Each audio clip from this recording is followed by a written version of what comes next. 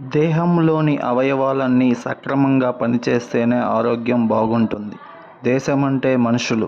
మనుషులంతా సంఘటితంగా ఉంటేనే ఏ దేశానికైనా భవిష్యత్తు. దేహమైనా దేశమైనా క్లిష్ట పరిస్థితులు తప్పవు.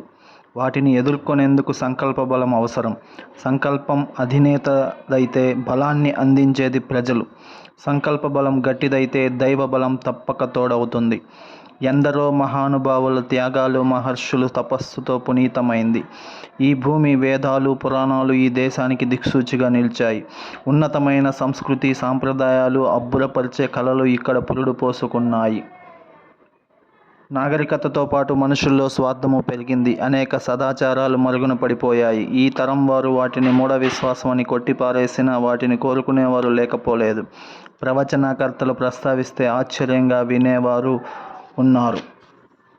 ఆధ్యాత్మిక సాధనలు ఎవరినైనా శుద్ధి చేస్తాయి. చిన్నతనం నుంచి ఆధ్యాత్మిక సాధన చేసిన గురువులు ఎంతో పవిత్రంగా తయారై భగవంతుడి దగ్గరవుతారు. గులాబీ తోటలో ఎక్కువ కాలం గడిపేవారు తమతో ఆ గులాబీ పరిమళాన్ని వెంటబెట్టుకొని వెడతారు. ఆధ్యాత్మిక సాధన చేస్తూ ఆ పరిమళానికి దగ్గరైన వారు ఆ గురువుకు శిష్యులుగా మారుతారు. ఉన్నత శిఖరాలను చేరుకున్నాక అక్కడే ఉండగలగటం అంత తేలికైన విషయం కాదు. కఠినతరమైన పరిస్థితులు ఎదురవుతుంటాయి. అవి మనిషికి బలాన్ని ఇస్తాయి. దక్షిణాఫ్రికాలో రైలు నుంచి నెట్టివేతకు గురైన మహాత్మా గాంధీ అనంతర కాలంలో ఎన్నో క్లిష్ట పరిస్థితులను ఎదుర్కోవాల్సి వచ్చింది. స్వాతంత్ర పోరాటం, జైలు శిక్షలు ఎన్నో ఎదుర్కొన్నారు. అది ఆయనలో శక్తిని పెంచింది, అనేకం సాధ్యమయ్యేలా చేసింది. 20 ఏళ్ల పాటు జైలు జీవితం గడిపిన నెల్సన్ మండేలా ఎదుర్కొన్న కఠినమైన పరిస్థితులు ఆయన్ను శక్తిమంతుని చేశాయి. నోబెల్ శాంతి పురస్కారం, దక్షిణాఫ్రికా అధ్యక్ష పదవి కోరి వరించాయి. Mother Teresa, Rockefeller, Ambedkar, Sachin Tendulkar, Charlie Chaplin ఎవరిని తీసుకున్న జీవితంలో వారు ఆ స్థాయిని చేరడానికి కారణం కఠిన పరిస్థితులు.